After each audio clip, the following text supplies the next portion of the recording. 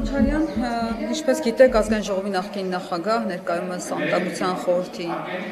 քարտուղար Ալեն Սիմոնյանը անդրադարձել է նաև ձեր հայրիկին եւ ձեր քաղաքական ուժին առհասարակ պատգամավորների վերջին օրերի աշխատանքին, մասնավորապես նշել է մեջբերում եմ եւ ներողություն եմ նախապես խնդրում, դուք նույնիսկ իմ շողքի հետ բանավիճելու եւ ոտ գցելու ոչ խելք, ոչ գիտելիք ունեք, ուստի հանգիստ վերընկեք ձեր տեղը, ավելորդ անգամ Կալուգացի Սամոյի ու այն ծուրբերան Ռոբի գլխին չտամ, դուք դրա պակասը չունեք ու չեք ունենալու։ Ո՞րն է ձեր արձագանքը սրան, ինչու է նորից հիշատակում ձեր հորը։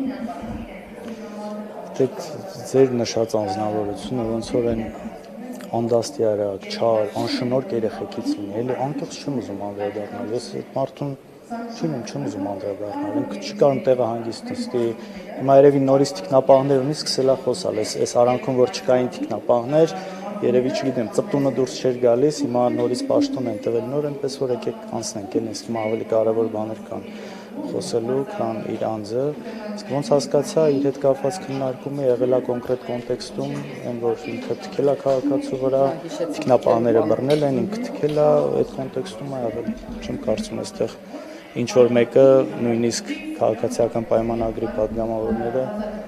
իր մասին տենց առանձնապես դրական կամ չգիտեմ ինչ կարծիք ունեն կամ ուզում են խոսան իրանից, այնպես որ անցնենք այդ թեման։ Բայց դա ձեր ուժը չէր անգամ եւ հիշատակեց այդ թքելու պահ,